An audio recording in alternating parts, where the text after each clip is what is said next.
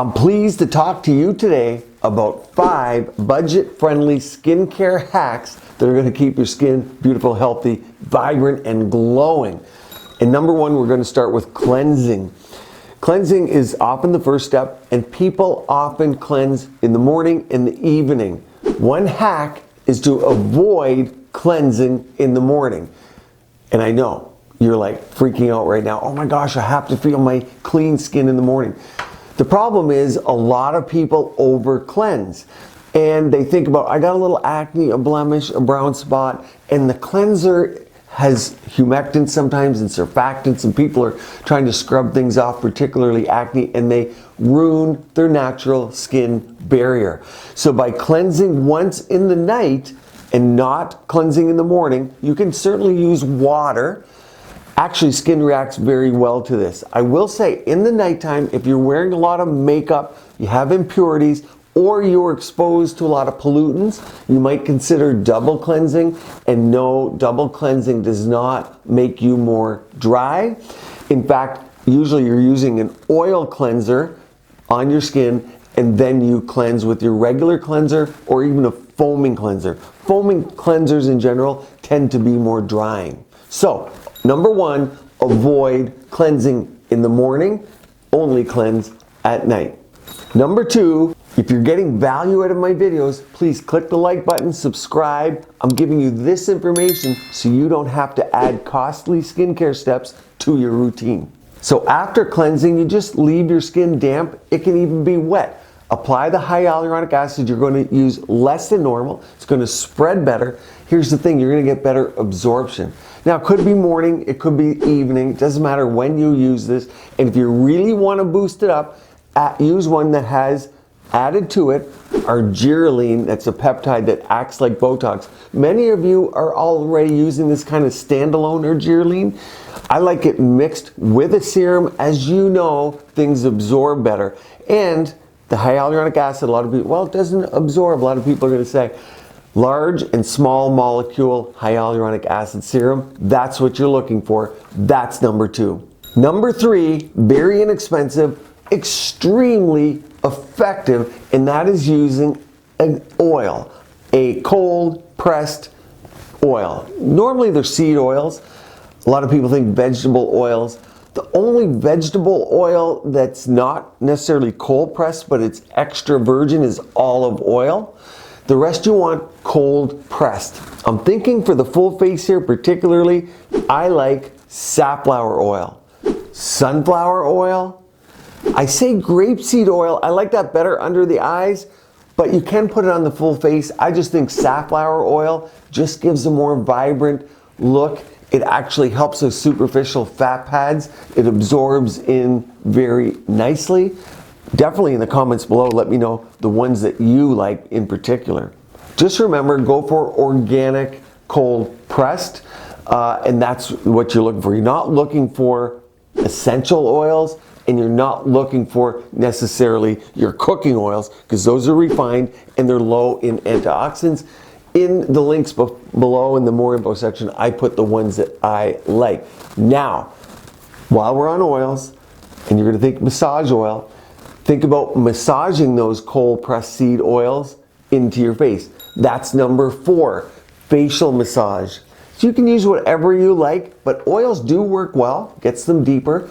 Oil should be, by the way, your last step in your skincare for most people. You want your things that absorb first, but massage and massage them in. Now, I know, I always say there's not a lot of data on massage, just like facial acupuncture, there's some studies coming. But how I know massage works, when we do a skincare study, and I've been involved in this for over 25 years, many of the companies. So what they'll do is they'll have a skincare active. This is what we're studying. We want to see what that does, and we'll measure it with 3D imaging. We'll measure it with Canfield images for darks, browns, fine lines, because we want to quantitate what this skincare does. But you can't just use nothing in a skincare. So you put a placebo on the patient. What that means, it's like a dummy product. There's not any actives in it. And then you say, well, how many people got better with no active product? Just think water. Usually we use things with a slip that mimic a cream, so people don't know. But if you take that product you massage that into the face, they get better too. Not only the active product we're studying, but the inactive product, these people get better. But there's no reason they should get better because there's nothing in this product. What is it? It's the massage. What does it do?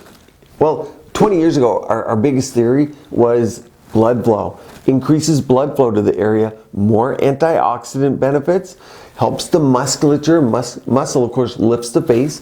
The muscle gets more blood flow. Maybe it gets a little stronger. But also there's lymphatics. So lymphatic drainage through massage.